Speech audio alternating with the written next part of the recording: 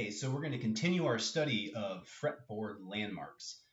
Today what we're going to do is we're going to find out how to use the fretboard landmarks of the open string, the 5th fret, the 7th fret, and the 12th fret to find any note quickly on the guitar neck. Okay, and so what we have are a few rules that we can use that are going to help us find any note very quickly. Now, for many guitarists, the ultimate desire is to be able to know every pitch on the guitar neck or every note on the guitar neck. And that is a lofty goal and one that should definitely be pursued for anyone who's really interested in fully understanding and just developing their knowledge and comprehension of the fingerboard.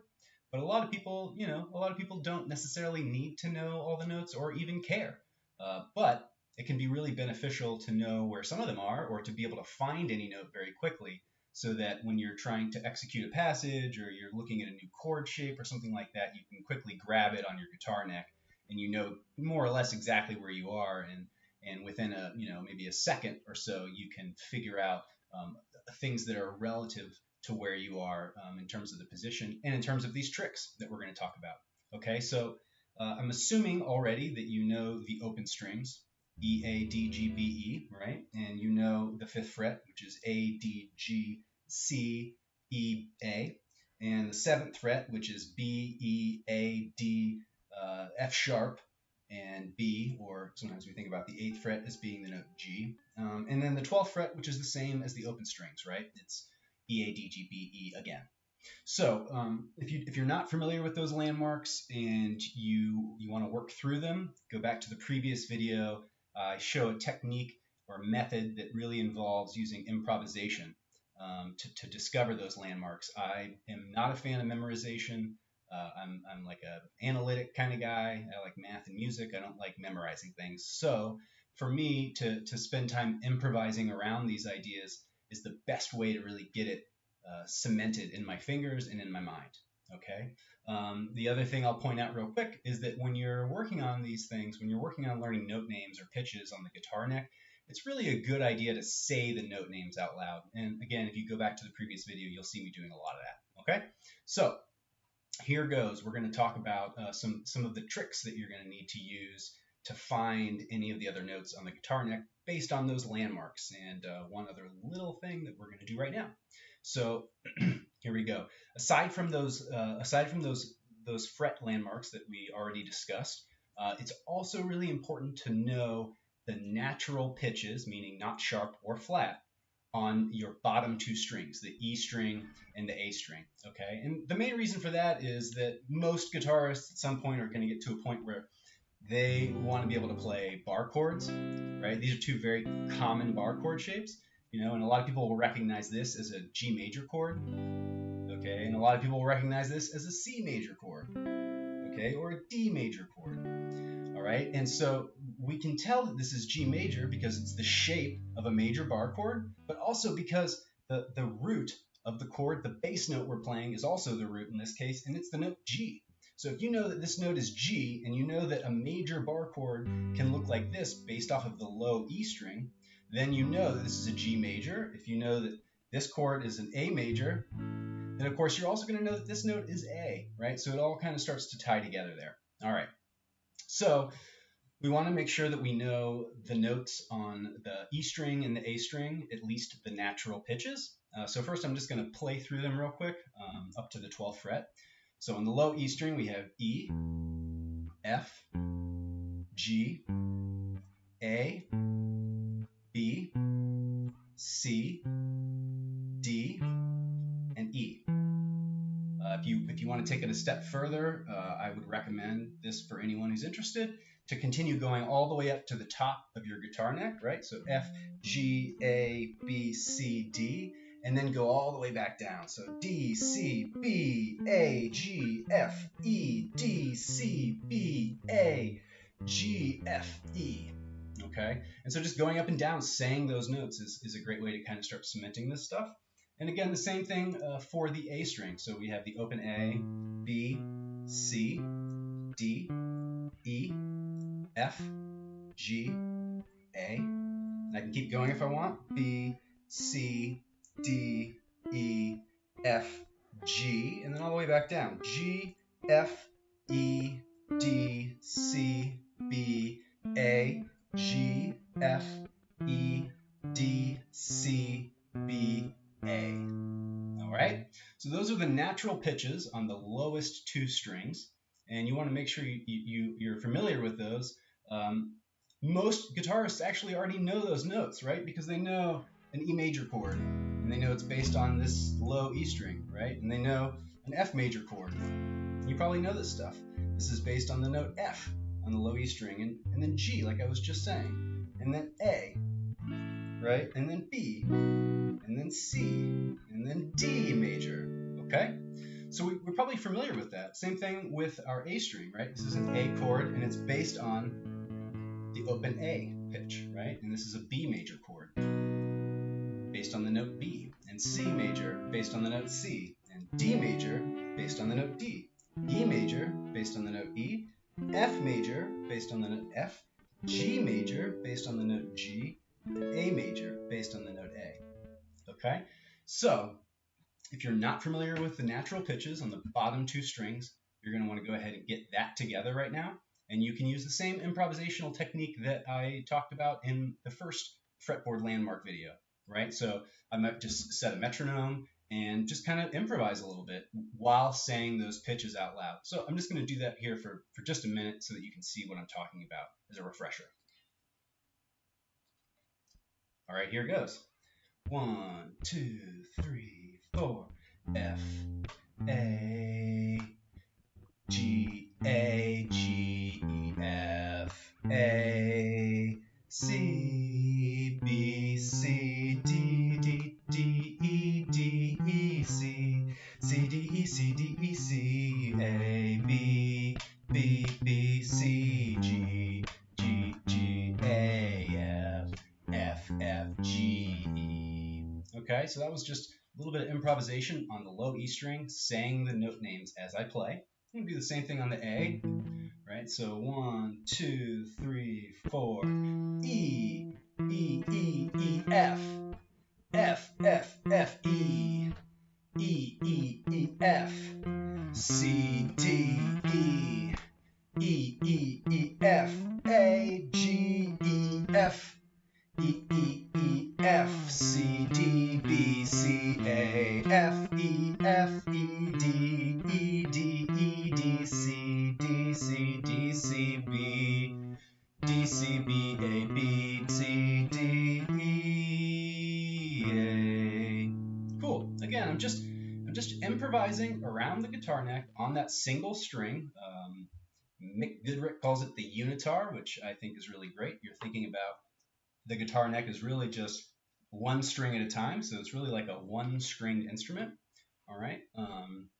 So very cool. All right. So that's kind of the first thing the first little trick, the first piece of knowledge you need to know beyond just knowing those landmarks. All right. You need to know the natural pitches, no sharps or flats, on the bottom two strings, your E string and your A string. All right, let's talk about the next trick. So the next trick is going to be this idea of finding octaves, right? So we should probably be comfortable with this, if nothing else, because of power chords. A lot of times we play power chords with an octave on top. Traditionally, a power chord is called a 5 chord because it's just the root and the fifth, right? It's 2 notes. This is a G power chord. I'm playing the root here, G, and I'm playing the fifth, D, okay? That's a power chord or a G5 chord. But a lot of times we double up this bottom note, this root, with an octave on top. Okay, and the importance here is that we can use this understanding, this relationship of the octave. Essentially, it's 2 strings up and 2 frets up from wherever we start. If we're on the low E string or the A string, same thing is true for the A string. This is the note C. This is an octave up from C, which means it's also C. So here's why this trick is so awesome. Because let's say I don't know the notes on my D string very well. Cool, that's not a problem. I just grab some random pitch. Okay, now I don't know what this note is off the top of my head. Well, maybe I do, but for now, we'll say I don't. Right? Well, what I can do is I can just go back 2 frets and down 2 strings. Okay, and I see this octave shape And I know that this note is B because it's one of the natural pitches on the low E string, and we should know that by now, right? So what this means is this note, the 9th fret on the D string, is B, the pitch B. And I can see that very easily with this octave shape that I've got going on, right? Same thing, I'll grab a note here. Okay, well, what is this note? It's a note on the G string. I don't really know the G string very well. And this is the 4th fret. We only talked about the 5th fret so far. Well, that's okay. It's not a big deal. What I can do is I can find the octave. So I go down 2 frets and I go down 2 strings. Okay, and now I'm at a note on the A string that I should be familiar with. It's the note B. Okay, well, now I see this octave shape. That means the 4th fret on the G string is the note B. All right, and I can do that off of the E string and the A string with that same shape, which means that now within about a second, I know all of the natural pitches on the D string and the G string, right? Because any note that's on the D or G string that's a natural pitch is just going to be an octave above the natural pitches on either the E string or the A string, right? So the D string correlates to the low E string, and the G string correlates to the A string in this octave-like relationship. Okay, and you can even practice in the same way, doing these kinds of improvisations. You can practice and think about this note, okay? Instead of thinking about this note, think about this note. Focus your energy, focus your thought process on this note, okay? But be able to visualize underneath it this lower octave so that you can find the note quickly, okay? So I'm playing C, B, A, right? E, F, E. And again, I'm really concerned about this note. So this is E, F, E, D, C, D, C, B, right? A. So what I'm doing here, you can't see it because it's happening in the visualization of my mind, but what I'm doing is I'm playing this note and I'm thinking about the octave, right? I'm not playing it, I'm just visualizing that it's there. I can see it in my mind's eye.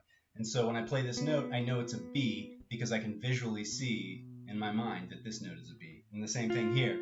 I can grab this note, okay, and I visually see in my mind that this note is F, which means this note is also F. All right? Now the second half of this octave trick is a slightly different shape, and it's because the guitar is tuned in a very interesting manner. And so the other octave shape is going to be relevant for the B string and the high E string, right? So we know the natural pitches on the 2 bottom strings. We should already know those. We just figured out how we can play all the natural pitches and know where they are on the D and G strings. All right, well, we need to be able to do the same thing on the top 2 strings. Okay, and so there's a couple ways to do that. We're going to look at this octave method again for this thing, this concept. So instead of our shape looking like this, 2 frets and 2 strings, it's actually going to be 3 frets now. And that's, again, because things shift when you get up to the B string, right? So now I have this new octave shape, okay? And hopefully with a little bit of practice, I've started to learn some of these notes on the D string. If I haven't, I can always do the octave trick again, but go down from the D string to the low E string, okay? And so right here, this note on the D string I know is E, because it's the same as this open string. It's 2 frets back and 2 strings down. And that means, of course, then, that this note will also be E, because I have this octave relationship. And so really what I'm visualizing is something kind of like this, right? I have...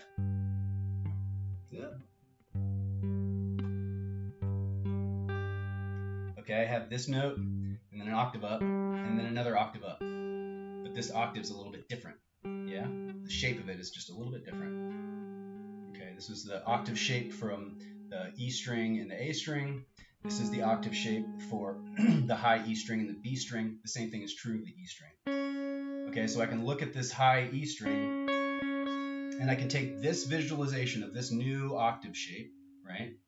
And I can say, well, okay, cool. I don't know what this note is, but maybe I know what this note is. Well, I haven't learned the G string very well yet, so maybe I don't know what this note is, but I do know an octave down. Okay, cool. So I can see all 3 of these notes visualized if I'm just playing this high note, right? I'm playing this note in my improvisation or whatever.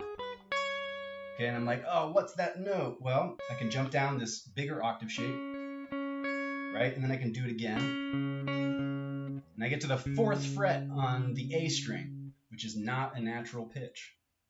So that's going to bring us to our next tip, our third tip, and that is that as the guitar goes up, we have half steps. Every fret is a half step. As the guitar goes down, every fret is a half step.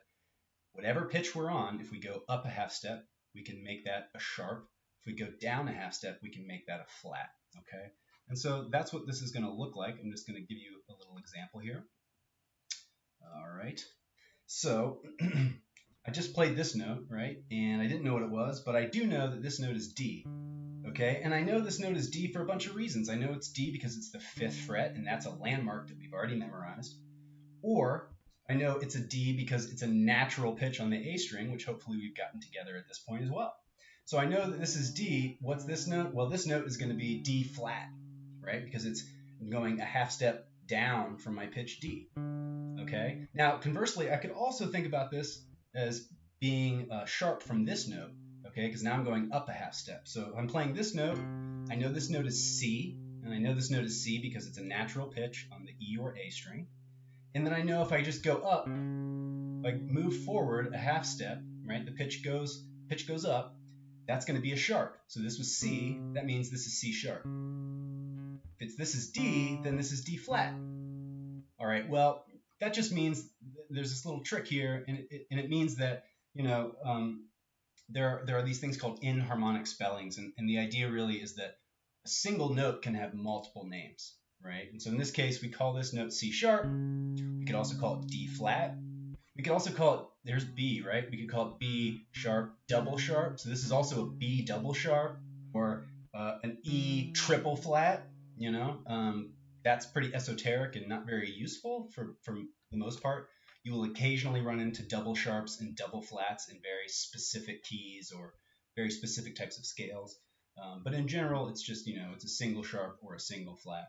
And then we also might be familiar with this idea that the notes B and C and E and F have a half step naturally occurring between them, which just means that between the note E and the note F, right, E, F, there's a half step here, okay? And we also know that is true for B and C. B, C, B, C, it's a half step, okay? Or E, F, or B, C, or E, F, okay? And we can remember that because everything's fine. Because everything is fine. All right, so that's our third trick, this idea that we can just move a half step in either direction to find our note. So I'll use the example again. I'm going to pick a random note, okay? So what is this note? Well, I don't know, so I'm going to use the octave rule. Okay, well, it gets me down here on the G string, but remember, I don't actually know the G string yet because I haven't gotten that far in my practice. So I can go down another octave. Okay, now that means I'm on the first fret of the low A string. So the first fret of the low A string is the same as the third fret on the G string, is the same as the 6th fret on the high E string. And so the first fret on the A string, it's not a natural pitch. I don't know what this note is. But I do know that the open string is the note A. And so this could be an A sharp. If I want to call it an A sharp, that's totally cool. I also know that this note is B because I know the natural pitches on the A string. And so I can think about this note as B flat.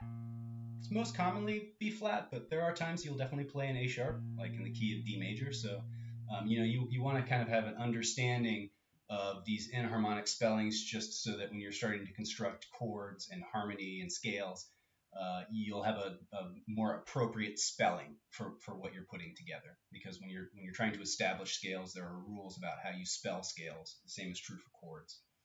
All right. So again, that is our third trick. And it's just being able to move up or down a half step.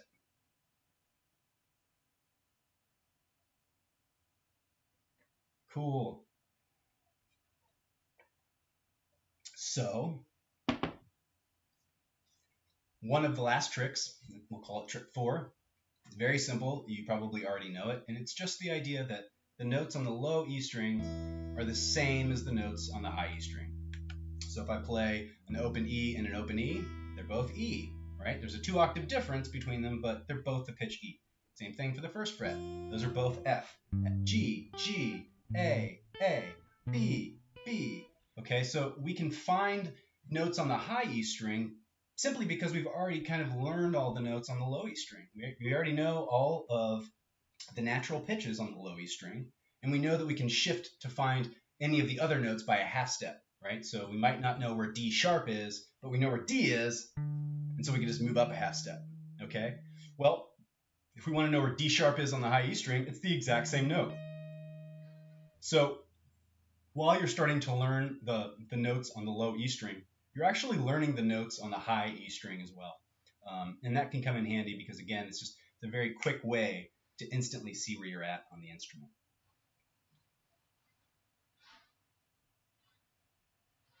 All right, trick 5 is actually really just part of the first landmark lesson.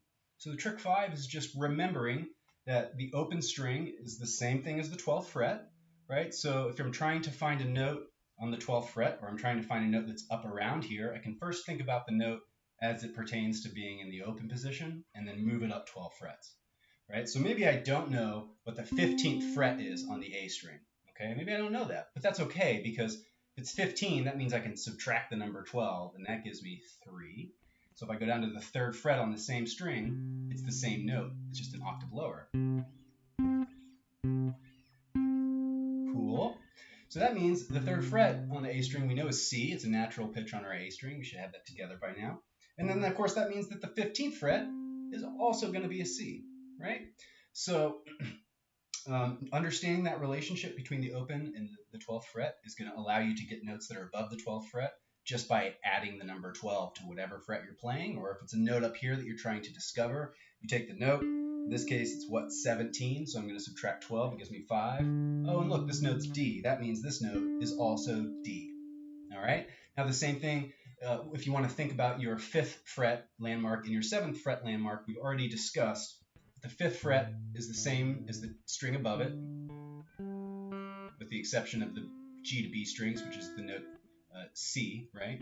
And we know that the 7th fret is the same as the string below it. So we know that this is a B because it's the same as the string, the imaginary string below it. And we know this is an E because it's the same as this low E string. And we know that this is A because this is the A string. And so that's yet another little trick that we can use to quickly find notes. It's like maybe you forgot about the octave thing for a moment. You're pulling a blank on it. Well, then maybe what you could do is think about these landmarks, okay, that we talked about. Now, here's why those landmarks in particular are so useful.